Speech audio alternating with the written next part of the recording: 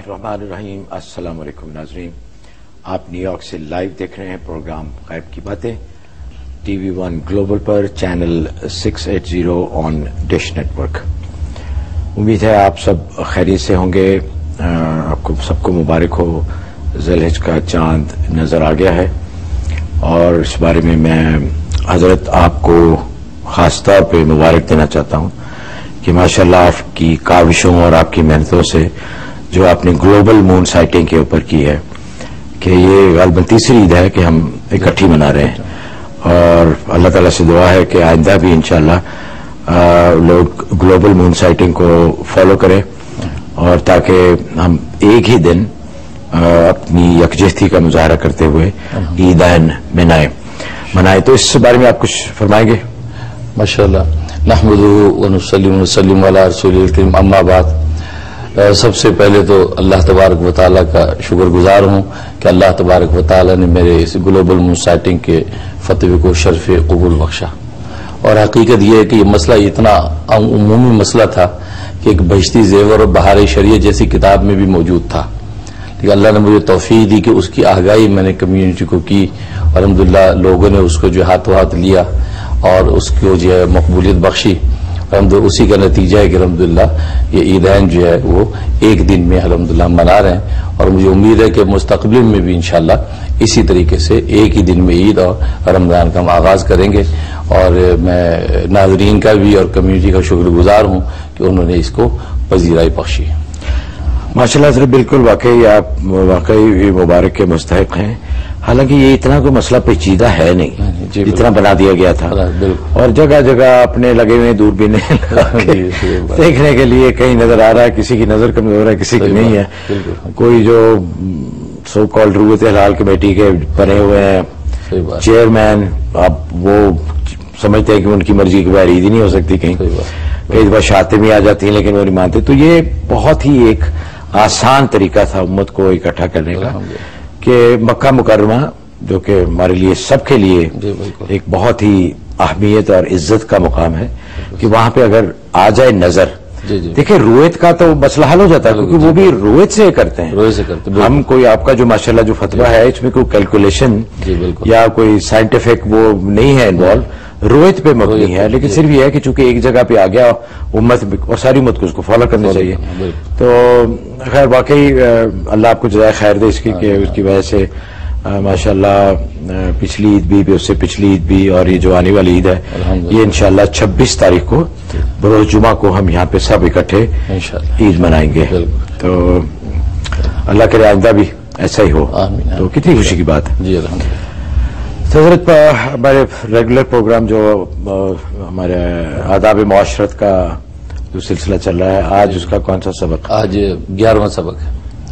आदाब मुआशरत के हवाले से आज 11वां सबक है और वो आदाब खुर्द नोश यानी खाने पीने के आदाब। वाह, जाहिर है कि खाना पीना इंसान की ये तो बड़ा अच्छा है, दिलचस्प है और लजीज मौजू है। तो खाना पीना जाहिर है कि दुनिया में इल्म और अमल के हुसूल और जिंदगी गुजारने के लिए तंदुरुस्ती, सेहत और ताकत की जरूरत है और सेहत और ताकत के लिए खाना जरूरी है। अगर इंसान जो इस नीयत से खाए कि उस खाने से जो कुव्वत और ताकत मुझे हासिल हो उससे मैं अल्लाह के हक अदा करूंगा और अल्लाह के बंदों के हक अदा करूंगा, तो खाना पीना इबादत बन जाता है। क्योंकि वो खाना पीना नफ्स ज़ात के लिए नहीं रहता बल्कि एक और अजीम मकसद के तहत खाया जाता है, तो अल्लाह तबारक व तआला उसको इबादत के तौर पर शुमार करते हैं। जैसे कि बुजुर्गों ने लिखा है कि आप अपने कमरे में रोशनदान इस नियत से लगवाएं कि ताकि सुबह मुअज्जिन की आवाज आपको जगा दे नमाज के लिए, तो वेंटिलेशन भी आपको होती रहेगी। वो तो बिल्कुल जुंगे में मिलेगा वो। लेकिन अगर आप वेंटिलेशन की नियत करेंगे और तो अजान तो आएगी मुअज्जिन की लेकिन सवाब नहीं मिलेगा। तो पहली सूरत में रोशनदान इबादत बन गया एक नियत की वजह से, क्योंकि हमारा दीन जो है नियतों पर है, इन्नमल अमालु बिन्नियात। बेशक। तो इसलिए जो है खाना इस नियत से खाए कि ताकि मैं हुकूकुल्लाह और हुकूकुल इबाद को अच्छे तरीके से अदा कर सकूंगा, तो उस पर जो ये इबादत शुमार होती है।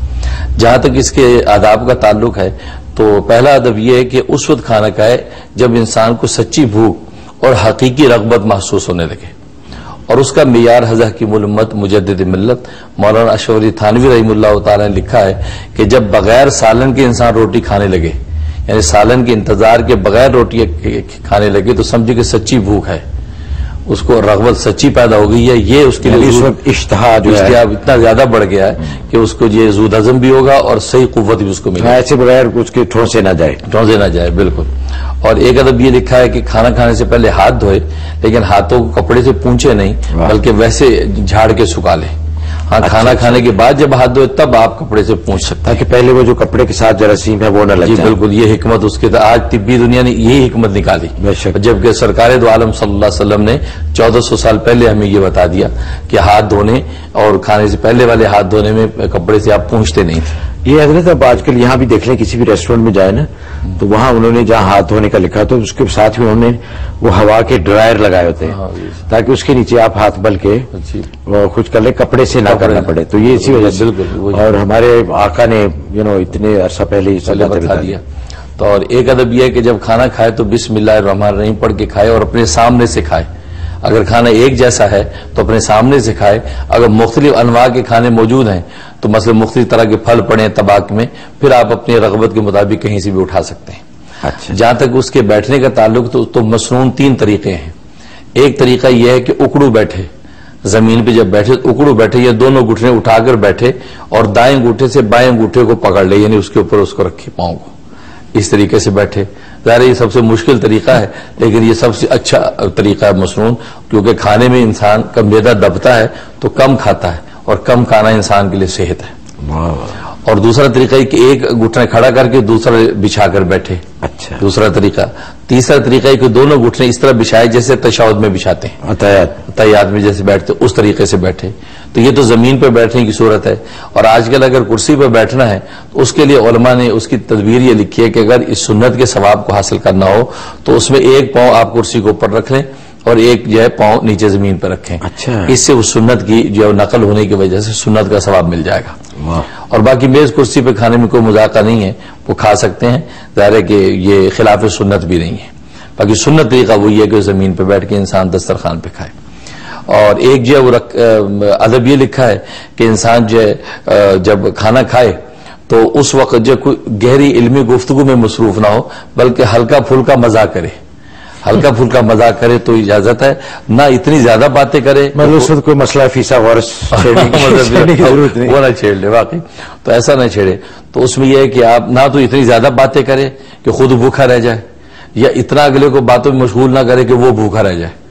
ہم مناسب گفتگو رکھے اور وہ بھی ہلکی پھلکی علمی اور گہری گفتگو نہ کرے۔ اچھا حضرت، آپ نے فرمایا تھا کہ بسم اللہ کے ساتھ کھانا کھانا چاہیے، اس میں کوئی شک نہیں، لیکن اگر یاد نہ رہے اور پھر بعد میں اگر یاد آئے تو وہ اس کا سنت طریقہ یہ حدیث میں آتا ہے کہ اس وقت یہ پڑھ لے بسم اللہ اولہ و آخرہ۔ اچھا اچھا، تو یہ پڑھ لے گا تو اس کو پچھلا اگلا سب جو ہے وہ بسم اللہ کے تحت ہو جائے گا۔ بلکہ کسی وقت بھی یاد آ جائے، کسی وقت یاد آ جائے، درمیان میں یاد آ جائے، اور اگر بعد میں یاد آئے کھانے کے بعد اس وقت پڑھ لے بسم اللہ اللہ و آخرہ، اول بھی آخر بھی سب بسم اللہ پڑھ لیا، اس کے بعد الحمدللہ کہے۔ اچھا حضرت، ایک بڑی آج کل لوگ جس بات کا بحث بھی کرتے ہیں وہ یہ ہے کہ ظاہر ہے کہ اسلامی ترغیب دی گئی ہے کہ ہاتھ سے کھایا جائے، حضور صلی اللہ علیہ وسلم بھی ہاتھ سے تناول فرماتے تھے کھانا۔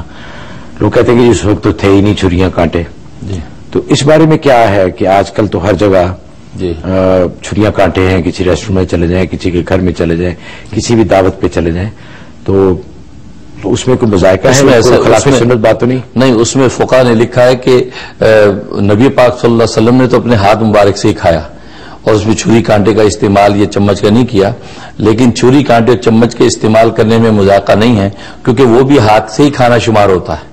ظاہر کہ انسان جو چمچ سے جب کھاتا ہے تو ہاتھ سے ہی کھاتا ہے، تو اس میں کوئی مذاقہ نہیں، انسان جو چمچ سے کھا سکتا ہے۔ اور چھری کو استعمال کرنا نبی پاک صلی اللہ علیہ وسلم نے گوشت کاٹنے کے لیے چھری کو استعمال فرمایا۔ اچھا، ہاں، چھری سے آپ گوشت کاٹا کرتے تھے اس لیے چھری کو کاٹیں۔ البتہ یہ خیال رکھا جائے کہ عام طور پہ چونکہ رواج مغربی ہے، چونکہ اس میں یہ ہوتا ہے کہ وہ چھری سیدھے میں رکھتے ہیں اور کانٹا الٹے پہ رکھتے ہیں، تو سیدھے سے کاٹا اور الٹے سے کھایا، یہ اس کو آپ آپوزٹ کر لیں کہ الٹے ہاتھ سے کاٹے گوشت کو اور سیدھے ہاتھ کے کانٹے سے کھائیں، سیدھے ہاتھ کا اہتمام رکھیں تو چھری کانٹے سے اگر کھانا چاہے تو کھا سکتے ہیں۔ یہ بڑا ضروری ہے کیونکہ یہاں پہ جو رواج ہے وہ یہ ہے کہ بائیں ہاتھ میں کانٹا ہوتا ہے اور دائیں ہاتھ میں چھری ہوتی ہے۔ بالکل، ان کا کہنا یہ ہے کہ دائیں ہاتھ چونکہ اکثر لوگ دائیں ہاتھ طاقتور ہوتا ہے جی جی، تو اس لیے وہ چھری دائیں ہاتھ میں پکڑتے ہیں کہ وہ کاٹنے میں آسانی ہو. لیکن ہمیں تو سنت کا خیال ہے. سنت کے علاوہ ویسے یہ کوئی ایسی طاقتور تو ہے، اتنی زیادہ طاقت کی ضرورت بھی نہیں ہے، معمولی سی تصرف کی ضرورت پیش آتی ہے. تو اس کا اہتمام رکھے تو اس میں کوئی مذاقہ نہیں. پھر کھانا کھانے کے بعد ہاتھ سے کھایا تو اس کو انگلیوں کو چاٹ لینا چاہیے. یہ طبی طور پر بھی آج یہ کہا گیا کہ زود ہضم ہے، اور نبی پاک صلی اللہ علیہ وسلم کی سنت بھی ہے کہ انگلیوں کو چاٹ لینا چاہیے. اور چاٹنے میں سب سے بڑی انگلی کو پہلے چاٹے، اس کے پھر ساتھ والی اس انگلی کو چاٹے، پھر شہادت کی انگلی کو چاٹے، پھر انگوٹھا، اور پھر یہ چھوٹی انگلی. اچھا تو اس طرح. اور ایک ادب یہ لکھا ہے کہ 3 انگلیوں سے کم سے نہ کھائے، کم از کم 3 انگلیاں کھانے میں استعمال کرے. 2 انگلیوں سے نہ کھائے، 3 یا 4 سے کھائے، لیکن 2 سے 1 یہ اس طریقے سے نہ کھائے کیونکہ شیطان 2 انگلی سے کھاتا ہے. کھانے کو جب پکڑے آپ، پکڑے جاگر ہو یا کچھ ہو، کوئی بھی چیز ہو، تو 3 کم سے کم انگوٹھے کے ساتھ 2 انگلیاں ساتھ ملائے یا 4 ملا لے، یا پورا اگر ملانا پڑے تو، لیکن یہ اس طریقے سے نہ کھائے. تو یہ جو ہے وہ شیطان کا طریقہ ہے. اچھا حضرت، آج کل بہت زیادہ ہم نے دیکھا ہے کہ لوگ کھانا پلیٹ میں بہت زیادہ ڈال لیتے ہیں جی، یہ سوچتے ہوئے کہ شاید وہ ختم کر لیں گے، کیونکہ اس وقت بھوک لگی ہوتی ہے، خیال نہیں ہوتا تو وہ، اور بہت سارا کھانا بچ جاتا ہے اور پھینکتا ہے. پھر اس بارے میں کیا کہتا ہے ہمارا دین؟ بس دین بالکل واضح ہے کہ اس میں انسان کو پہلے سے کم لینا چاہیے، کیونکہ ایسا تو ہے نہیں کہ دوبارہ لینے کا آپشن نہیں ہے. کہ ظاہر تقریبات میں وہ ٹرے لگی ہوئی ہے تو آپ تھوڑا سا لے کے چلے گئے، دوبارہ اٹھ کے آپ لے سکتے ہیں. تو یہ خام خواہ کی ہرس ہوتی ہے کہ انسان سوچتا ہے کہ چلو مرغی کی زیادہ ٹانگیں میں اٹھا لو، پتہ نہیں بعد میں بچے نا، یا کباب زیادہ لے لو، پتہ نہیں بعد میں بچے نا. ایسا نہ سوچے، اور اتنا ہی سوچ لے کہ دانے دانے پر مور لگ چکی ہے، جو آپ کے مقدر میں وہ آپ کو ملنا ہے، مل کے رہے گا، وہ مل کے رہے گا. لہٰذا آپ اپنے مناسب مقدار اٹھائیں، تاکہ یہ کہ آپ کو اتنا بڑا پہاڑی نہ بنانے کے بعد میں ختم نہ ہو. اور پھر ظاہر ہے کہ آپ کا جھوٹا کوئی کھاتا نہیں، کیونکہ حالانکہ سور المومن شفاء، مومن کا جھوٹا شفا ہوتا ہے. لیکن پتہ نہیں حضرت کون مومن ہے کون نہیں ہے. دیکھیں اس میں یہ نہیں کہا کہ مسلمان کا جھوٹا شفا ہوتا ہے، صحیح کہا مومن کا. جی، اگر مسلمان کا ہوتا نا تو پھر تو ٹھیک تھا کہ جس کا چھوڑا کھا لو، لیکن اس میں مومن کا لفظ استعمال کیا کہ تو مومن ہونا چاہیے. لیکن یہ کہ ہم کسی پر فیصلہ نہیں کر سکتے، کیونکہ مومن کا معاملہ اندر کا ہے کہ ظاہری طور پہ کہ جی میں مومن ہوں، ہمیں ماننا پڑے گا، اس کا انکار ہم نہیں کر سکتے. لیکن یہ کہ چونکہ آج کل اس کا ٹرینڈ نہیں ہے کہ لوگ کسی کا جھوٹا کھائیں، پہلے سے ہمیں احتیاط کرنی چاہیے کہ تھوڑا کھانا ڈالیں اور بعد میں دوبارہ آ کے اور کھانا لے لے تاکہ پھینکے نہ. اور ایک ادب یہ کہ لقمہ کھاتے ہو اگر گر جائے تو دسترخوان اگر صاف ہے، لقمہ ایسا زیادہ خراب نہیں ہوا تو لقمے کو دوبارہ اٹھا کے کھا لے. لیکن اگر ایسی جگہ گر گیا کہ وہ خراب ہو گیا ہے تو پھر اس کو کسی ایسی جگہ پھینکے جہاں اس کی بے توقیری نہ ہو، بے عزتی نہ ہو. بالکل غریبی میں ایسی جگہ نہ پھینکے جب سارا کچرا وچرا پھینکتا ہے.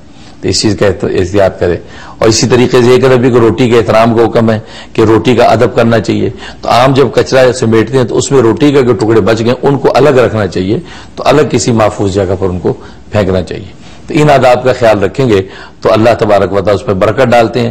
اور ایک ادب یہ کہ بہت تیز گرم کھانا نہیں کھانا چاہیے، اس لیے حدیث میں فرمایا کہ اللہ نے مجھے آگ کھانے کا حکم نہیں دیا. بہت تیز گرم کھانا نہ ہو، ہاں گرم ہو لیکن مناسب گرم ہو، کیونکہ بعض کھانے ایسے ہوتے وہ گرم نہ ہو تو لطف نہیں آتا. مطلب بریانی ہے، نہاری ہے، یہ گرما گرم نہ ہو تو لطف نہیں آتا. تو وہ گرم کھانے کی اجازت ہے، لیکن وہ بھی اتنے تیز گرم نہ ہو، اتنا تیز گرم نہ ہو کہ اس کا، اس لیے کہ اس زیادہ تیز گرم کرنے سے کھانے کا سے برکت اٹھ جاتی ہے. یہ نہیں ہونا چاہیے. اور اگر بالکل ٹھنڈا ہو گیا ہے تو اب یہ بھی نہیں کہ بھی گرم نہ کریں، اس کو آپ مناسب گرم بھی کر سکتے ہیں. تو ان چیزوں کا اہتمام کر کے کھائیں گے تو اس میں نور اور برکت بھی ہوگی اور اس آداب کی وجہ سے اجر بھی ملے گا. اچھا آپ نے شروع میں فرمایا تھا کہ اس نیت سے کھایا جائے کہ اس سے قوت حاصل ہو اور آپ دین کا کام کریں. جی، تو ہم نے دیکھا کہ بہت سارے جو علماء حضرات یا مولوی حضرات ہیں وہ ان کی تو بڑی پکی نیت ہوتی ہے کہ جی اس سے قوت حاصل ہے، کیونکہ ماشاءاللہ اتنا کھاتے ہیں وہ. جی بالکل. تو میں نے کوئی کمزور مولوی نہیں دیکھا. صحیح، بالکل. وہ دین کے لیے کھاتے ہیں، دین کے لیے کھاتے. وہ ایک قصہ لکھا ہے حضرت تھانوی رحمۃ اللہ، بڑا اچھا قصہ لکھا ہے کہ ایک شخص جو ہے وہ گنگا جمنا پار کرنے لگا تھا تو ایک اللہ والے کی جھونپڑی تھی قریب اس کے. تو وہ دعا کرانے گیا کہ جی میں ذرا یہاں سے تیراکی کر کے جاؤں گا، کشتی ہے نہیں، آپ دعا کریں خیریت سے پار ہو جاؤں. تو ان بزرگ نے کہا کہ تو وہاں جا کے یہ دعا کرنے، یا اللہ وہ اللہ کا ولی کہ جس نے کبھی کھایا نہیں پیا نہیں، کبھی بیوی کے پاس نہیں گیا، یا اللہ اس کی برکت سے مجھے خیریت سے یہاں سے پار کرا دے. یہ دعا کرنا کہ جی ٹھیک ہے. وہ چلا گیا، اس نے وہ دعا کی اور وہ تو نکل گیا. ادھر بیوی پردے کے پیچھے سن رہی تھی تو بیوی نے اللہ والے کی کلاس لے لی کہ بھئی یہ تم نے کیا سکھایا بھائی، تم نے کھایا نہیں پیا نہیں، بیوی کے پاس ہی نہیں گیا تو 10 ڈونگوں کی جان جو ہے لے لیتا ہے، تو روٹیوں کے جو پورا جو ہے چکا ختم کر دیتا ہے، اور یہ 12 بچوں کی ڈار کس کی پھر رہی ہے، یہ تو نے کیا کہا. تو اس سے پھر یہ بات کی کہ اصل میں بات یہ ہے کہ میں نے یہ جو کچھ کیا کھایا ہے تو اتباع شریعت اتباع سنت کی نیت سے کھایا ہے. میں نے جو اپنی نفس ذات کی تفریح کے لیے نہیں کھایا، پیا بھی اسی نیت سے، تیرے حقوق کی ادائیگی بھی میں نے اللہ کی رضا کے لیے کی، تو یہ سب اللہ کی رضا کے لیے کیا. تو میں نے جو نفی کی ہے وہ اس بات کی ہے کہ میں نے نفس ذات کے لیے نہیں کھایا، میں نے کسی ایک عظیم مقصد کے تحت کیا ہے. ماشاءاللہ. تو ایک عالم دین جو اس کو نور علم کے تحت وہ یہی نیت رکھتا ہے کہ یہ جو دین کے کام کے لیے قوت طاقت کی ضرورت ہے اس لیے وہ کھاتا، تو اس لیے اس میں کوئی مذاکرہ. چلے ماشاءاللہ جی، اللہ ہم کون ہوتے نیتوں پہ شک کرنے والے، اور ان کو اللہ کھلاتا بھی بہت. حضرت تھانوی رحمۃ اللہ نے بڑی اچھی بات لکھی ہے کہ جب مولوی بنانے لگتے تو کہتے یار مولوی بن کے کھائے گا کہاں سے، اور جب مولوی بن جاتا ہے تو کہتے یار مولوی کھاتے بہت ہیں. تو کہتے تھے کہ اللہ میاں علماء کو عطا کرتے ہیں. اس لیے حدیث میں آتا ہے نبی پاک صلی اللہ علیہ وسلم نے دعا کی ہے کہ یا اللہ میرے امت کے عالم کا رزق پورے عالم میں پھیلا دے. یہ آپ نے دعا فرمائی، اس لیے عالم کا رزق پورے عالم میں پھیلا ہوا ہے، جہاں جاتا ہے ماشاءاللہ وسیع دسترخوان ہے. بالکل کون ہوتے ہیں اعتراض کرنے والے. بالکل ٹھیک بات. اچھا کالز کا سلسلہ شروع کرتے ہیں. محمد محمود احمد ہیں جی. السلام علیکم. جی السلام علیکم. وعلیکم السلام. کہاں سے بول رہے ہیں آپ؟ جی محمود بات کر رہا ہوں انڈیانا سے. اچھا فرمائیے. جی مفتی صاحب کو میرا سلام عرض کیجیے. وعلیکم السلام. اور جی جی ایکچولی آج میں نے صبح ہی مفتی صاحب کو خواب میں دیکھا نماز سے پہلے، تو اس میں 2 پورشن تھے بلڈنگ کے. ایک اوپر جماعت ہو رہی تھی، اس میں پتہ نہیں مجھے کون نماز کرا رہا تھا جی. تو میں نے کہا نہیں میں نے نیچے جا کے مفتی صاحب کے پیچھے نماز پڑھنی ہے. تو میں نیچے آتا ہوں مفتی صاحب کے پیچھے نماز پڑھنے کے لیے، نماز پڑھتا ہوں اور اس کے بعد مفتی صاحب سے ملاقات ہوتی ہے، اور مجھے مفتی صاحب فرماتے ہیں کہ آپ 101 دانے کی تسبیح کرنے کی بجائے 55 کی تسبیح کریں. اچھا. اب مجھے یہ نہیں سمجھ آئی، اس کے علاوہ مجھے کچھ بھی نہیں. خواب میں بتایا گیا کہ کون سی کلام کی 55 دفعہ تسبیح کرنی ہے. اچھا جی. تو ویسے میں ریگولر آپ کا پروگرام دیکھتا ہوں، تو دل میں خواہش بھی تھی آپ سے ملاقات کرنے کی، تو اللہ تعالیٰ نے اس طرح سے ملاقات کرا دی. لیکن اب مجھے یہ نہیں سمجھ آ رہی کہ وہ 55 دفعہ کیا حضرت آپ کو حضرت بتاتے ہیں. بہت بہت شکریہ آپ کا. ماشاءاللہ بہت مبارک ہے. یہ آپ کی محبت کی علامت ہے کہ ویسے بالمشافہ آپ کی مجھ سے ملاقات نہیں ہوئی، لیکن آپ کی محبت کی وجہ سے خواب میں ملاقات ہو گئی اور میری اقتداء میں آپ نے نماز پڑھی. اس میں اشارہ اس بات کی طرف ہے کہ اگر آپ کو مجھ سے مناسبت ہے تو آپ روحانی تعلق جو ہے میرے ساتھ قائم کریں، میرے سلسلے میں داخل ہو جائیں. اگر پہلے کسی شیخ و مرشد سے بیعت نہیں ہے تو میرے روحانی سلسلے میں بیعت ہو جائیں، اور پھر میری ہدایت کے مطابق آپ دین پر آپ چلتے رہیں تو انشاءاللہ آپ منزل مقصود تک پہنچ جائیں گے اور آپ کو بہت روحانی نفع ہوگا. اور تسبیح کا ذکر اس کا مطلب ہے کہ آپ کی دلی مرادیں بھی پوری ہو جائیں گی اور نیک مقاصد میں کامیابی ہوگی. میں بھی دل سے دعا کرتا ہوں. ماشاءاللہ. انشاءاللہ. حضرت ایک ای میل بھی دیکھ لیتے ہیں. انہوں نے لکھا ہے فیلاڈیلفیا سے ہے یہ ای میل. انہوں نے کالج لون کے بارے میں لکھا ہے کہ جی ان کو لون لینا پڑا، اس کے بغیر کالج ایجوکیشن ان کی تکمیل تک نہیں پہنچ پاتی، اور اب ان کے اوپر بہت قرض ہے، اور وہ قرض جب واپس کر رہے ہیں تو ان کو سود بھی دینا پڑ رہا ہے. تو آپ سے انہوں نے پوچھا ہے کہ مجھے کوئی ایسا وظیفہ بتا دیں کہ ایسا بندوبست ہو جائے کہ ان کا لون فوراً ادا ہو جائے جتنی جلدی ممکن ہو، اور یہ بھی دعا کریں کہ مجھے فیوچر میں سود یا اس کے کاروباری سودی کاروبار میں کوئی انوالومنٹ نہ ہو اس کی. اس کے لیے آپ ایسا کریں کہ سورۃ طلاق کی آیت نمبر 2 کا ٹکڑا اور آیت نمبر 3، 2 کا ٹکڑا شروع ہوتا ہے وَمَن يَتَّقِ اللَّهَ سے، وَمَن يَتَّقِ اللَّهَ سے لے کے قدرن تک جائے گا. یہ آپ نے مغرب کے بعد 41 مرتبہ پڑھنا ہے. اول آخری 11 مرتبہ درود شریف. یہ پڑھ کے آپ اپنے جلدی ادائیگی کے لیے خزانہ غیب سے مدد کی دعا کرتے رہیں. اور باقی وہ شرعی مسئلہ اپنی جگہ پر ہے کہ ظاہر ہے کہ تعلیم مقاصد کے لون جو لیا ہے اس لینے کا گناہ اپنی جگہ پر ہے، لیکن اس سے ذریعے جو آپ نے تعلیم حاصل کر لی، ڈگری حاصل کر لی، پھر آگے جو نوکری ہوگی اس سے جو آمدنی ہوگی وہ حلال ہوگی، اس میں کوئی مذاکرہ نہیں ہے۔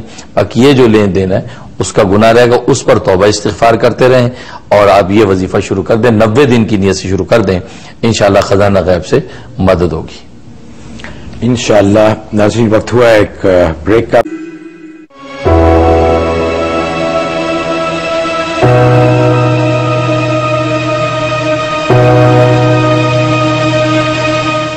ناظرین بریک کے بعد آپ کو پروگرام میں دوبارہ خوش آمدید۔ آپ دیکھ رہے ہیں نیو یارک سے پروگرام غیب کی باتیں، ہر اتوار رات 9 بجے آپ کی خدمت میں حاضر ہوتے ہیں۔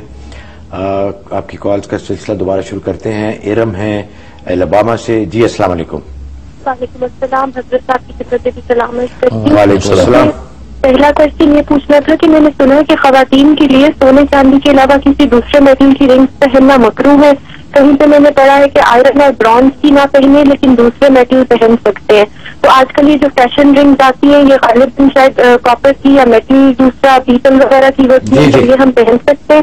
اور کبھی ایسا ہوتا ہے کہ چاندی کی رنگ ہوتی ہے لیکن اس پہ روڈیم کا انہوں نے پلیٹنگ کی ہوتی ہے چمک کے لیے، تو اس کی اجازت ہے؟ یا پھر اگر کوئی دوسرے میٹل کی رنگ ہو، سونے اور چاندی کا پانی چڑھا ہو تو وہ پہن سکتے ہیں۔ اور دوسرا مجھے یہ پوچھنا تھا کہ نبی کریم صلی اللہ علیہ وسلم میں نے سنا ہے کہ لال رنگ پسند نہیں فرماتے تھے اور ریڈ کلر کے کپڑے خالص پہننے منع فرماتے تھے، تو ریڈ کلر اگر دوسرے رنگوں کے ساتھ ملا ہو تو پہن سکتے ہیں؟ اور کس طرح کا لال رنگ نہیں پہننا چاہیے؟ کیونکہ میرون بھی ہوتا ہے اور کافی شیڈز میں آتا ہے، تو پلیز ذرا اس کے بارے میں بتائیں۔ ٹھیک ہے، بہت بہت شکریہ۔ جہاں تک پہلے سوال کا تعلق ہے تو اس میں جو آپ نے سنا وہ صحیح سنا ہے کہ سونے چاندی کی رنگ کے علاوہ رنگ عورت کے لیے کسی اور دھات کی پہننا مکروہ ہے، کیونکہ حدیث میں نبی پاک صلی اللہ علیہ وسلم نے منع فرمایا ہے، اس میں کسی اور میٹل کی رنگ یا آرٹیفیشل سونے کی یا آرٹیفیشل چاندی کی یا کسی اور میٹل کی یا لوہے کی، تانبے کی، پیتل کی، کسی قسم کی جائز نہیں۔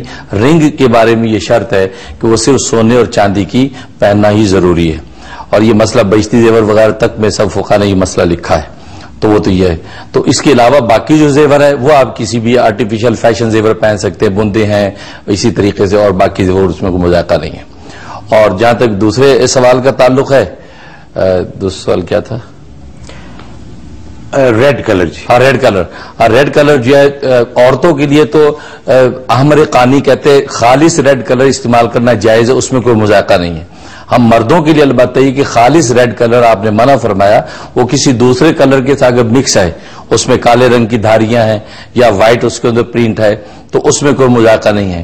باقی جو آج کل جو مرون کلر جس کو کہتے ہیں یہ اس ریڈ میں داخل نہیں ہے، ریڈ کے لیے الگ جو ریڈ کلر آج معروف ہے وہ مراد ہے۔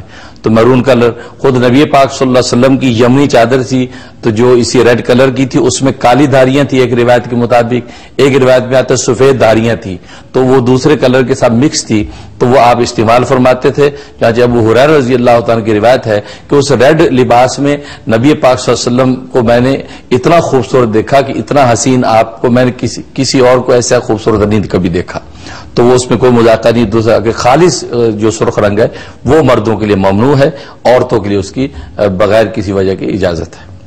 اچھا حضرت، گیروے رنگ کے بارے میں بھی سنا ہے کہ یہ جو اورنج سا یا جی زرد کلر، ہاں زرد، ہاں وہ بھی ممنوع ہے؟ نہیں، وہ نبی پاک نے پہنا ہے۔ اچھا، زعفرانی کلر بولتے ہیں اس کو، تو نبی پاک صلی اللہ علیہ وسلم نے بعض دفعہ زعفرانی زرد رنگ کا زعفرانی کلر کا آپ نے پہنا ہے، تحمد اور کرتا پہنا ہے۔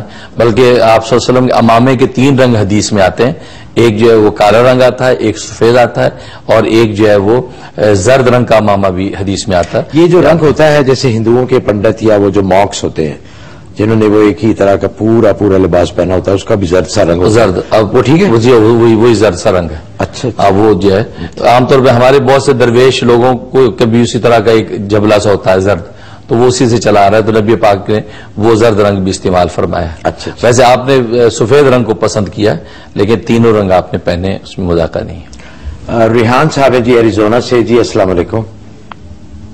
السلام علیکم۔ وعلیکم السلام، فرمائیے۔ سر مجھے سوال یہ کرنا ہے کہ میں حضرت جی کی طرف سے قربانی کرنا چاہتا ہوں، اور کیا مجھے اس کے لیے ان کی اجازت لینے کی ضرورت ہوگی؟ ماشاءاللہ۔ اچھا جی، ماشاءاللہ یہ تو بھائی یہ اچھا ویسے دلچسپ ہے کیونکہ اس کا اور بھی بہت سارے لوگ جو ماشاءاللہ کسی کے لیے قربانیاں کرتے ہیں اپنے علاوہ اپنے گزرے ہوئے والدین یا رشتہ دار یا کسی اور دوست کے لیے، وہ سارا کچھ اسی زمرے میں بہت اچھا، یہ بہت اچھا سوال کیا. ایک ہے ایصال ثواب کی جو گزرے ہوئے مرحومین ہیں ان کی طرف سے قربانی کرنا، حضرت صلی اللہ علیہ وسلم کی طرف سے قربانی کرنا، اہل بیت کی طرف سے، ازواج مطہرات کی طرف سے، تو یہ قربانی کرنے کی اجازت ہے، بلکہ یہ کرنی چاہیے. ایک طبقہ یہ سمجھتا ہے کہ کسی گزرے ہوئے کی طرف سے قربانی کرنے کی اجازت نہیں ہے، ایسا نہیں ہے، وہ بھی قربانی کرنی چاہیے. اور باقی زندہ کی طرف سے آپ جو کرنا چاہتے ہیں، جیسے میری طرف سے آپ قربانی کرنا چاہتے ہیں تو اس میں کوئی مذائقہ نہیں، یہ تو بہت ہی محبت اور عقیدت کی بات ہے. تو میری طرف سے آپ کو اجازت ہے، آپ میری طرف سے قربانی کر سکتے ہیں، اور میں آپ کی اس قربانی کی قبولیت کے لیے دعا بھی کروں گا، اور اللہ تعالیٰ آپ کو اس کی خوب خوب برکت عطا فرمائے. حضرت ان کا سوال یہ تھا کہ اجازت کی ضرورت ہے اس جس کے لیے کرنی ہو. جی اچھا، اس میں دو صورتیں ہیں. اگر تو واجب قربانی آپ کسی کی طرف سے کر رہے ہیں اس کے لیے تو اجازت ضروری ہے. مطلب میری طرف سے اگر واجب قربانی کرنی جو مجھ پر واجب ہے، جو مجھے خود کرنی چاہیے، وہ اگر آپ کرنا چاہتے تو اس کے لیے آپ کو اجازت کی ضرورت ہے. لیکن واجب قربانی جیسے میں اگر خود اپنی کر رہا ہوں اور آپ اظہار محبت کے لیے میری طرف سے قربانی کرتے ہیں، اس کے لیے اجازت کی ضرورت نہیں ہے. تو یہ جو قربانی آپ کر رہے ہیں یہ میری طرف سے اظہار محبت اور عقیدت کی قربانی ہے، تو اس میں کوئی مذاکرہ نہیں، آپ اجازت کے بغیر بھی کر سکتے ہیں، اس میں کوئی مذاکرہ نہیں. جو بھی کرنا چاہے میری طرف سے وہ حصہ ڈال سکتے ہیں، کسی بھی جانور میں یہ قربانی کر سکتے ہیں، اس میں میری اجازت ضروری نہیں ہے، کیونکہ واجب قربانی میں اپنی خود جو ادا کر رہا ہوں، لہذا آپ حضرات کی قربانی یہ ایک تبرع احسان اور اظہار محبت اور کار ثواب ہوگی، اس میں اجازت کی ضرورت نہیں. ماشاءاللہ. نازش ہیں جی کیلیفورنیا سے. جی السلام علیکم. جی السلام علیکم، میرا نام نازش ہے. میرے دو کوشچن ہیں. ایک تو یہ کہ میں ایک بزنس وومن ہوں اور میرے بزنس پہ ہر وقت امپلائیز کی، کو ورکرز کی اور دوستوں کی اس طرح حسد سے جو ہے مصیبت آتی رہتی ہے. تو حسد سے، دشمنوں سے بچنے کے لیے کیا پڑا جائے جس کی وجہ سے ان پریشانیاں میرے بزنس پہ نہیں آئے. دوسرا ایک سوال یہ ہے کہ انہی بزنس میں سے ایک بزنس پہ مجھے اسٹارٹ کرنا ہے، تو اس کے لیے کیا پڑا جائے کہ ہماری جو ڈیمانڈ ہے اس کی. اچھا بی بی یہ بتائیے کہ تیسرا یہ کہ آپ پلیز اپنا ذرا ایڈریس بہت سلولی بتائیں اگر ہمیں کوئی پرسنل کوشچن کرنا ہو فیوچر میں ہم آپ سے کر سکتے. ٹھیک ہے. لیکن یہ بتائیے کہ آپ کو کس طرح پتا کہ یہ حسد کی وجہ سے ہو رہا ہے؟ اس لیے کہ میرے ایک ورکر ہے، وہ he was my employee and he was constantly bothering me.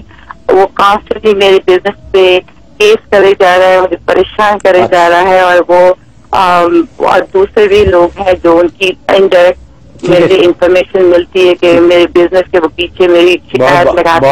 بہت بہت شکریہ آپ کا. ہاں، اس کے لیے آپ دو عمل کریں. ایک تو سورۃ آل عمران آیت نمبر 154، سورۃ آل عمران آیت نمبر 154، یہ روزانہ 12 دفعہ پڑھ کے آپ دعا کر لیا کریں. اس میں اپنے یہ جو بدخواہوں کی نیت کر کے، حاسدوں کی نیت کر کے یہ دعا کر لیا کریں. دوسرا سورۃ قمر کی آیت نمبر 45، آیت نمبر 45، یہ آپ نے 41 دفعہ پڑھنی ہے، 41 ٹائم پڑھنی ہے. ان سب لوگوں کی بدخواہوں کی نیت کر کے پڑھ کے آسمان کی طرف 3 دفعہ پھونک دینا ہے. یہ دو عمل کرنے، اس سے انشاءاللہ حاسد اور بغض کرنے والے جو بھی ہیں وہ دفعہ دور ہوں گے، ان کے شر سے آپ کی حفاظت ہوگی. باقی کاروبار کے لیے آپ سورۃ قریش مغرب کے بعد 41 مرتبہ 41 ٹائم سورۃ قریش آپ مغرب بعد پڑھیں اور اپنے اس کی برکت کی دعا کرتے رہیں. 90 ڈیز آپ نے یہ عمل کرنے ہیں. انشاءاللہ اللہ کی رحمت سے آپ کے کاروبار میں ترقی و برکت بھی ہوگی اور حاسدوں کی حسد سے بھی آپ محفوظ رہیں گی. حضرت انہوں نے یہ بھی پوچھا تھا کہ انہوں نے ایک کاروبار بیچنا ہے. جی ہاں، بیچنے کے لیے جو بیچنا چاہے اس کے لیے چوتھا کلمہ، کلمہ توحید، چوتھا کلمہ توحید، یہ 100 مرتبہ آپ نے اس کاروبار کی نیت سے پڑھنا ہے. اول آخر 11 مرتبہ درود شریف. انشاءاللہ وہ 41 دن آپ کریں، انشاءاللہ نفع کے ساتھ وہ بک جائے گا. اچھا حضرت انہوں نے یہ بھی پوچھا تھا کہ آہستہ سے ذرا ایڈریس بتا دیں تاکہ وہ لکھ لیں آپ کا جو ہے. اس میں اگر اسکرین پہ میرے خیال آ رہا ہے اس وقت، لیکن ابھی بتا دیجیے. ہاں، تو اسکرین پہ جو ایڈریس آ رہا ہے 195-28، آپ میلنگ ایڈریس ہے تو 195-28 ہل side avenue, halls, new York 11423، یہ ایڈریس ہے میلنگ. اس پہ آپ خط لکھ سکتے ہیں.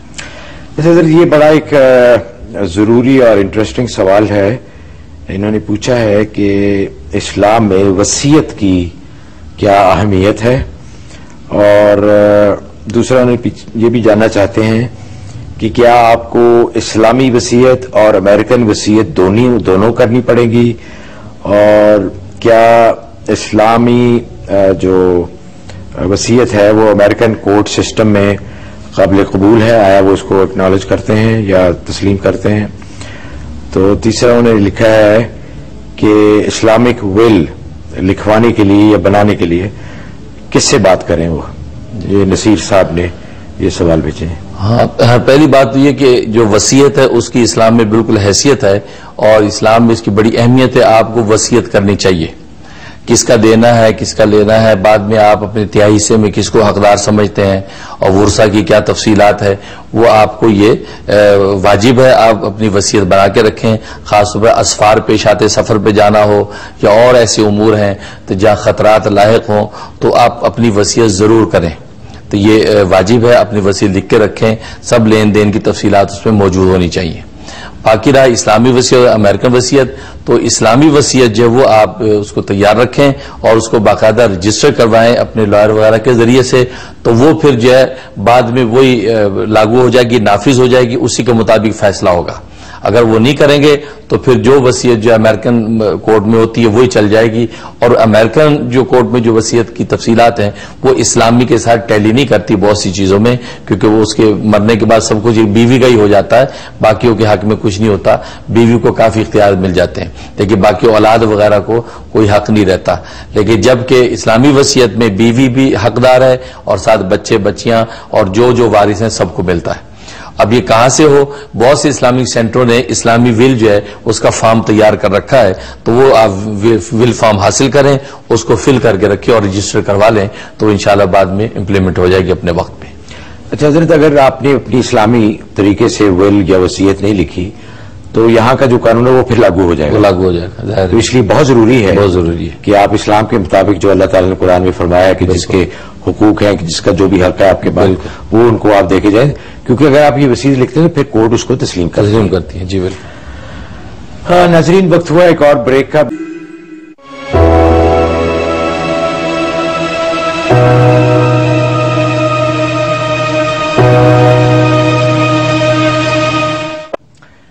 ناظرین، پروگرام میں دوبارہ خوش آمدید۔ آپ نیو یارک سے لائیو دیکھ رہے ہیں آپ اپنا پیارا اور محبوب پروگرام غیب کی باتیں۔ کالز کا سلسلہ شروع کرتے ہیں۔ مشیگن سے ہیں، بہت دیر سے انتظار کر رہی ہیں مسز صدیقی جی، السلام علیکم۔ جی وعلیکم السلام حضرت صاحب، السلام علیکم۔ وعلیکم السلام۔ میرے 3 چھوٹے سے سوال ہیں۔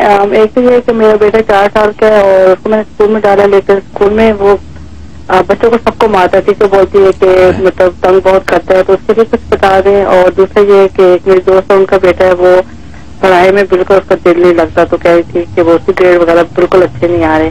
اور تیسرا یہ تھا کہ میرے ابو ہیں، وہ ان کو بہت چکر آتا ہے، بس بیٹھے چکر آ جاتے ہیں، چیک وغیرہ کرایا، کچھ رپورٹ وغیرہ سب کچھ ٹھیک کرنے کے سمجھ نہیں آ رہا، تو کچھ پلیز ان کے لیے بتا دیتے۔ کس کو چکر آ رہے ہیں؟ میرے ابو کو۔ اچھا اچھا۔ اور مسز صدیقی یہ بتائیے کہ آپ کا بیٹا جو بہت مارتا ہے بچوں کو، وہ پڑھائی میں کیسا ہے؟ اب وہ دراصل وہ بھی 4 سال کا ہوا ہے، لیکن ٹیچر بولتی ہے کہ گھر میں تو وہ بالکل صحیح رہتا ہے، لیکن آئی ڈونٹ نو، مجھے سمجھ نہیں آ رہی۔ ٹیچر بولتی ہے کہ وہ بہت تنگ کرتا ہے، اگر کوئی غصہ تو چیز اٹھا کے پھینک دیتا ہے۔ اچھا جی، بہت شکریہ۔ پہلے سوال کے لیے سورۃ اخلاص قل هو اللہ 41 مرتبہ قل هو اللہ تھوڑے سے شہد پہ دم کر کے اس بچے کو چٹائیں، اور جب بچہ سو جائے کرے تو اس کے قریب یہ قل هو اللہ 3 مرتبہ پڑھ لیا کریں، 3 مرتبہ ہلکی آواز سے کہ وہ جاگ نہ جائے، یہ پڑھ دیا کریں، انشاءاللہ اس کی شرارتیں اور یہ جو ہائپر ہے وہ ٹھیک ہو جائے گا۔ اور دوسرے کے لیے سورۃ قمر آیت نمبر 17 یہ آیت نمبر 17 یہ 41 مرتبہ کسی میٹھی چیز پہ دم کر کے اس بچے کو پلائیں اور کھلائیں، اور جب یہ بچہ سو جائے کرے تو یہی آیت 3 مرتبہ اس کے پاس ہلکی آواز سے پڑھ دیا کریں۔ تو یہ 90 ڈیز یہ عمل کرنے ہیں، انشاءاللہ وہ بچہ پڑھائی میں اچھا ہو جائے گا۔ اور والد صاحب کو جو چکر آتے ہیں اس کے لیے سورہ قریش جو ہے وہ 11 مرتبہ صبح شام 2 ٹائم یہ پڑھ کے ان پہ دم کرنا ہے، تھوڑے سے پانی پہ دم کر کے ان کو پانی پلا دینا ہے۔ یہ 71 ڈیز یہ بلا ناغہ کریں، انشاءاللہ ان کے سر کے چکر جو ہے وہ بند ہو جائیں گے اور ان کو افاقہ ہوگا۔ ایک چھوٹی سی ای میل ہے خواب کی تعبیر. انہوں نے پوچھی ہے کہ السلام علیکم محمود صاحب اور مفتی صاحب, ایک خواب کی تعبیر معلوم کرنی ہے. میں نے خواب میں دیکھا کہ میں, میری سسٹر اور ان کی بیٹی ہے, اور میری سسٹر یلو روزز, پیلے رنگ کے گلاب کے پھول توڑ رہی ہیں. یہ ان کا خواب ہے. اور اس کے علاوہ انہوں نے کہا کہ میرے ہسبینڈ کا گیس اسٹیشن ہے, وہاں بیئر بھی بیچتے ہیں, لاٹری بھی بیچتے ہیں. اس کے لیے خدا کے لیے کوئی ہمیں ایسا وظیفہ بتائیے کہ ہمیں حلال بزنس کو مل جائے اس کا متبادل. جہاں خواب کا تعلق ہے, خواب میں وہ جو بہن یلو کلر کے پھول جو توڑ رہی ہیں, اس کا مطلب ان پر بیماری آنے کا خطرہ ہے, اس لیے وہ حسب توفیق صدقہ دے دیں اور 3 مرتبہ سورہ کوثر پڑھ کے اپنے بدن پہ دم کریں. 21 دن تک یہ عمل کر لیں تو بیماری کے حملے سے وہ محفوظ رہیں گی.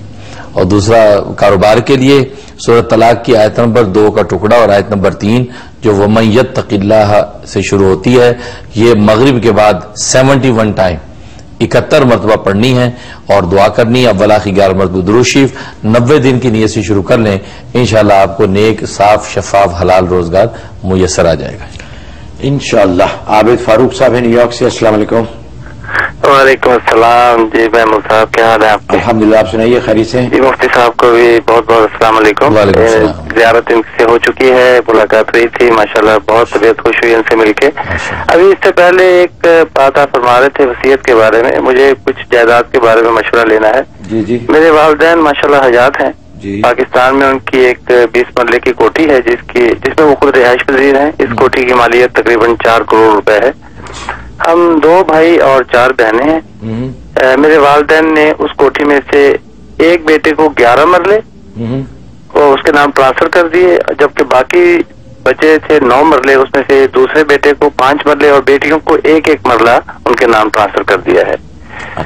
کیا میرے والدین اس طرح سے اس گھر کو تقسیم کر سکتے تھے؟ پاکستان میں چند مفتی حضرات نے اس کو غلط اور چند نے اس کو درست قرار دیا ہے. یہ بہت اچھا سوال ہے کیا فرماتے ہیں؟ جی جی بہت اچھا, ویری انٹرسٹنگ. اس میں ایسا ہے کہ اصل میں زندگی میں جو والدین اولاد میں جو تقسیم کرتے ہیں اس کو کہتے ہیں ہدیہ, تحفہ, اور مرنے کے بعد جو تقسیم ہوگا وہ ہوگی میراث. تو زندگی میں جو تحفہ جب والدین تقسیم کرتے ہیں تو حدیث میں آتا ہے, نبی پاک صلی اللہ علیہ وسلم نے ایک صحابی کو اس کی تاکید کی کہ تحفے کے اندر برابری ہونی چاہیے. ایون ہے کہ لڑکا اور لڑکی میں بھی برابری ہوگی کہ اگر 1 مرلہ جو ہے لڑکے کو دیا ہے تو لڑکی کو بھی 1 ہی مرلہ دیں, لڑکی کو اگر 2 مرلے دیے تو لڑکے کو بھی 2 مرلے دیں. تو گویا کہ وہ تحفے میں زندگی میں تحفہ ہے اور تحفے میں ہدیے میں برابری ضروری ہے. اگر برابری نہیں ہوگی تو وہ عند اللہ مسئول ہوں گے, آخر میں ان سے پوچھ ہوگی کہ اولاد میں برابری ہی ضروری تھی. اور مرنے کے بعد میراث تقسیم ہوگی, اور میراث کے اندر جو ہے وہ میراث کے جو حصے متعین ہیں ڈبل اور سنگل کے اعتبار سے کہ 2 حصے بیٹے کو ملیں گے اور 1 حصہ بیٹی کو ملے گا. اسی طریقے سے بیوہ کو جو حصہ ہے وہ ملے گا, اور اگر اور کوئی وارث ہے ان کو ملے گا. تو وہ میراث کے اصول کے مطابق تقسیم ہوگا. اب رہا یہ سوال کہ والدین نے جو زندگی میں ایسا کیا ہے تو یہ میرے علم کے مطابق یہ ٹھیک نہیں کیا. تحفے میں ان کو برابری کا لحاظ رکھنا چاہیے تھا کہ تاکہ تمام اولاد کو برابر سرابر دیتے. الا یہ کہ انہوں نے بیٹیوں کو کسی اور طریقے سے جہیز وغیرہ کے ذریعے سے اتنا دے دیا ہو کہ جو اتنے مرلے کے اعتبار سے بیٹے کے برابر آ گئی ہوں, تو الگ بات ہے کہ اس کو وہ پروو کریں ہم نے بیٹیوں کو جہیز میں اتنا سونا دے دیا, اتنا چاندی دے دیا, ہیرے کے سیٹ دے دیے اور ادھر مرلہ اتنے دے دیے, تو ان کا اتنا ہے جتنا کہ بیٹے کو ملا ہے. تو اس طرح اگر برابری انہوں نے کر دی تھی تو صحیح ہے, لیکن اگر اس طرح برابری نہیں کی تو تحفے میں برابری ہونی چاہیے. لہذا انہوں نے جو فیصلہ کیا وہ درست نہیں ہے, آخرت میں ان کے لیے خطرناک ثابت ہو سکتا ہے. اچھا حضرت, یہ اکثر جو لوگ اعتراض کرتے ہیں اسلام پر بھی, وہ بھی یہ نقطہ اٹھاتے ہیں کہ اسلام میں عورت کو آدھا حصہ ملتا ہے, آدھی گواہی ہے اس کی, تو کہاں سے عورت برابر ہوگی اسلام میں؟ اصل میں وہ جو میراث میں جو حصہ ڈبل اور سنگل ہے وہ اس وجہ سے نہیں ہے کہ بھی عورت کو ڈیگریڈ سمجھا گیا, وہ اس وجہ سے ہے کہ اصل میں مرد کو جو 2 حصے ملے ہیں اس 2 حصے میں بھی اس عورت کا حصہ ہے کہ عورت کی جو کفالت آگے بیوی کو کرے گا وہ اسی 1 حصے میں بیوی بچوں کو بھی پالے گا, اپنے اوپر بھی خرچ کرے گا. عورت کو جو سنگل ملا وہ پورا عورت کا ہی ہے, عورت پر ہے ہی نہیں واجب کے شوہر پر خرچ کرے یا اولاد پر خرچ کرے. اس لیے عورت کا جو ایک ہے وہ پورا پروفٹ ہی پروفٹ ہے. مرد کو جو 2 ملتا ہے وہ آگے اپنے بیوی بچوں پر سارا خرچ کرے گا. تو عورت کو گویا کہ اپنے ماں باپ سے ملا اور ادھر شوہر کا بھی خرچ ہوگا اور اس کا اپنا سیونگ رہے گی، تو عورت کو پروفٹ ہے، تو اس لیے عورت کو نفع زیادہ ہے اس میں. اور جو گواہی ہے عادی، گواہی عادی نہیں ہے، وہ ایسا ہے کہ قرآن کریم میں خود اللہ نے اس کی لاجک بیان کر دی کہ مرد ایک گواہ، عورتیں دو گواہ، اور ساتھ ہی لاجک بیان کر دی کہ اس ایک عورت کے ساتھ دوسری عورت ہم نے اس لیے لگائی ہے تاکہ اس عدالت کے کٹہرے کے روب داب کی وجہ سے اگر وہ ایک عورت بھول جائے گواہی دینے میں تو دوسری عورت اس کو یاد کروا دے گی، تو یاد کرا دے گی تاکہ اس مردوں کی اس گواہی کے کٹہرے میں وہ صبح اس کی عورت کی نہ ہو جائے، اس لیے سپورٹ کے طور پہ دوسری عورت ساتھ لگائی، اس لیے قرآن کریم میں اس کی لاجک بیان کی ہے. تو ورنہ جو ہے ڈیگریڈ ہونے کی وجہ سے اس کو ڈبل نہیں کیا بلکہ سپورٹ کے طور پہ ایک اور عورت دی ہے. اس لیے کہ آپ جانتے ہیں عدالت کا جو ماحول ہوتا ہے عام طور پہ مردوں کا ہی ہوتا ہے، قاضی جج مرد ہیں، دائیں گواہ مرد ہیں، تو اکیلی عورت آئے گی تو اگر وہ گواہی بھول گئی اور اب اوپر نیچے کوئی بات ہو گئی تو الٹا سزا کی مستحق ہو جائے گی، اس لیے سپورٹنگ کے طور پہ ایک عورت دے دی. اس میں بلکہ مرد کو اعتراض کرنا چاہیے، کبھی مجھے بھی سپورٹنگ کے طور پہ ایک مرد دینا چاہیے، تو اس میں عورت کو زیادہ حق دیا گیا ہے گواہی کے معاملے. اچھا جی. سید کرمانی ہے جی ٹورانٹو سے، السلام علیکم. السلام علیکم. وعلیکم السلام. میرا 2 سوال ہیں. ایکچولی میں 8 مہینے ہو گئے میں آئی ٹی کی کورس کر رہا ہوں کمپیوٹرز میں. میرے کو ایکچولی ایگزامس لکھنے ہیں 6، مگر میرے کو رٹیفیکیشن، کیونکہ یہ کمپیوٹر کی فیلڈ ہے تو میں پہلی دفعہ جوائن کیا ہے اس کو، تو میرے کو ایکچولی پہلا ایگزام تو میں نے پار کر دیا مگر دوسرے ایگزام جو ہیں ابھی 5 باقی ہیں وہ میرے کو رٹیفیکیشن یاد نہیں ہو رہا ہے. اور دوسری بات یہ ہے کہ میرے کو اینگزائٹی ہوئی بھی ہے، اٹیکس ہو رہے ہیں. ایکچولی میں تیسری دفعہ ہاسپٹل جا چکا ہوں اور میرے کو جو ہے وہ میرے بلڈ میں جو ہے وہ ہارٹ کا پرابلم بتا رہے ہیں ڈاکٹرز. اچھا، تو میرے کو پڑھنے کے لیے حضرت صاحب اگر کچھ بتا دیں تو بڑی مہربانی. ضرور انشاءاللہ. اس کے لیے آپ 2 عمل کریں، ایک تو سورۃ فلق، سورۃ الناس اور سورۃ یاسین کی آیت نمبر 58، یہ تینوں صورتیں 11 مرتبہ آپ نے پڑھنی ہیں. اول آخر 11 مرتبہ درود شریف صبح میں پڑھ کے پانی پہ دم کریں اور وہ پانی پی لیا کریں یا بوتل پہ دم کر لیں، دن بھر اسی پانی میں سے پیتے رہیں. ایک عمل یہ کرنا ہے. اور دوسرا سورہ قمر کی آیت نمبر 17، آیت نمبر 17، یہ 41 مرتبہ پڑھ کے آپ نے سینے پہ دم کرنا ہے اور تھوڑی سی کسی کھانے پینے کی چیز پہ دم کر کے وہ چیز آپ نے کھا لینی ہے. یہ 2 عمل آپ 90 دن کی نیت سے شروع کر لیں، انشاءاللہ آپ کے اندر اعتماد پیدا ہو جائے گا اور انزائٹی بھی نہیں ہوگی اور آپ کے لیے پڑھائی آسان ہو جائے گی اور یاد بھی ہوگا، تو انشاءاللہ آپ کامیاب ہو جائیں گے انشاءاللہ. ناظرین وقت ہوا ہے ایک اور بریک کا.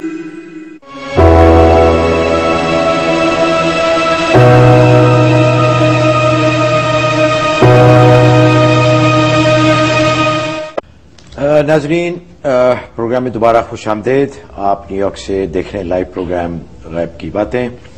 حضرت ایک ای میل ہے اور اس طرح کی بہت ساری ای میلز اور بھی آئی ہیں. لوگ اپنے بچوں کے لیے پریشان ہیں. کچھ لوگوں نے اپنے لیے لکھا ہے کہ ان کا قد بہت چھوٹا رہ گیا ہے، تو آیا اس کے لیے کوئی ایسی چیز ہے کہ جس سے ان کا قد بڑھ جائے؟ جی ہاں، اس کے لیے 2 عمل کریں. ایک تو یہ کریں کہ گائے کی ہڈیوں کا سوپ بنانا ہے اور اس سوپ کے اوپر دم کرنی ہے سورۃ بقرہ کی آیت نمبر 266 میں ٹکڑا ہے بسطتن فی العلم والجسم، بسطتن فی العلم والجسم، یہ جو ٹکڑا 41 مرتبہ اس پہ دم کرنا ہے اور وہ سوپ پلانا ہے. روزانہ پلا دیں یا ایوری ادر ڈے اس بچوں کو پلائیں. یہ 90 ڈیز پلانا ہے سوپ. اور دوسرا یہ ہے کہ ویسے عام جو مشاہدہ یہی ہے کہ اس سے لوگوں کو نفع ہوا ہے کہ بچے باسکٹ بال گیم، کوئی بھی فزیکل گیم کھیلیں، اگر باسکٹ بال کھیلیں تو وہ قد بڑھنے میں بہت مفید ہے. اور اگر یہ کھیلتے نہیں تو ایک اور آسان طریقہ یہ کہ جب سو کر اٹھتے ہی جنو اپنا سر جو ہے وہ زمین کی طرف اور پاؤں جو کسی اونچی جگہ کے ساتھ لگائیں اور اس دوران میں یا قویو یا معینو یہ اس کا ورد رکھیں اور ان کے پاؤں اوپر ہو، سر نیچے کی طرف ہو. یہ تقریباً 5 منٹ تک اسی کیفیت میں رہیں تو یہ 90 ڈیز کی نیت سے یہ عمل کر لیں. یہ 3 عمل کر لیں، انشاءاللہ یقینی طور پر اللہ کی رحمت سے ان کا قد جو بڑھ جائے گا انشاءاللہ. ناظرین یہ ضروری نہیں کہ صرف لمبے لوگ ہی باسکٹ بال کھیلتے ہیں، بلکہ باسکٹ بال کھیلنے سے بھی لوگ لمبے ہو جاتے ہیں. اچھا حضرت یہ ایک اور ای میل ہے، انہوں نے وہی لکھا ہے جو کہ بہت سارے لوگوں نے اور بھی لکھا ہے کہ ان کی بیٹی ہے، اس کی شادی ہوئی ہے اور ان کی وہ کہہ رہے ہیں کہ اس کی جو گھریلو زندگی ہے وہ پریشان ہے اس میں. اور انہوں نے اپنا بھی لکھا ہے کہ میرا ہسبینڈ میری بالکل عزت نہیں کرتا اور مجھ سے خوش نہیں ہے. اور لکھا ہے کہ ان کی والدہ بھی 84 ایئرز اولڈ ہے اور ان کا خیال رکھنے والا کوئی نہیں ہے. تو یہ ان کے 3 مسائل ہیں جس کے بارے میں کہہ رہے ہیں کہ ہمیں بتائیں کچھ, کہ لوگوں کے دل بھی نرم ہو جائیں, لوگ آپس میں خوشی سے رہنے بھی لگیں اور والدہ کا بھی کوئی خیال رکھنے والا مل جائے. اس کے لیے بڑا اچھا عمل ہے, باہمی الفت اور محبت کے لیے ایک دوسرے عزت اور تکریم کے ساتھ خاندان رہے. تو یہ سسرال کے علاوہ اپنے گھر کے اندر ہی بس اوقات بہن بھائیوں میں ناچاکی ہوتی ہے, فیملی پریشان ہوتی ہے, اس کے لیے بڑا اچھا عمل ہے. وہ یہ کہ سورۃ آل عمران کی آیت نمبر 83, سورۃ آل عمران آیت نمبر 83 یہ 41 دفعہ پڑھنی ہے, اور سورۃ انفال کی آیت نمبر 62 اور 63 62 اور 63 سورۃ انفال کی یہ آیت 41 دفعہ پڑھنی ہے. اول آخری 11 مرتبہ درود شریف پڑھ کے پانی پہ دم کر دیں اور گھر کے جتنے افراد ہیں ان کو پانی پلا دیں. یا یہ کہ گھر میں جو چیز استعمال ہوتی ہے, چینی ہے, نمک ہے, مرچی, مسالے ہیں, ان پہ دم کر دیں اور وہ کھانے وانے میں پکیں گے اور سب لوگ اس سے کھائیں گے. تو یہ جو ہے دم کرنا شروع کر دیں. 90 ڈیز کی نیت سے آپ یہ عمل شروع کر دیں, انشاءاللہ آپ دیکھیں گے آپس میں عزت اور محبت کا ماحول پیدا ہو جائے گا. بہت مجرب عمل ہے یہ انشاءاللہ. ناظرین, پروگرام کا وقت ختم ہو چکا ہے. بہت ہی شکر گزار ہیں ہمارے مہمان جناب مفتی منیر احمد اخون صاحب, دور حاضر کے انتہائی معتمد اور مقتدر روحانی اور علمی شخصیت. پروگرام کے دوران اگر بندہ محمود احمد آوان سے اگر اللہ کے حضور اور اللہ کے بندوں کے حضور اگر کوئی غلطی ہو گئی ہو تو اس کے لیے میں اللہ اور اللہ کے بندوں سے معافی کا طلبگار ہوں. سبحان ربک رب العزت عما یصفون وسلام علی المرسلین والحمد للہ رب العالمین. اس امید کے ساتھ کہ آپ کی پذیرائی اور آپ کی دعائیں ہمارے ساتھ رہیں گی, محمود احمد آوان کو اجازت دیجیے. اللہ حافظ.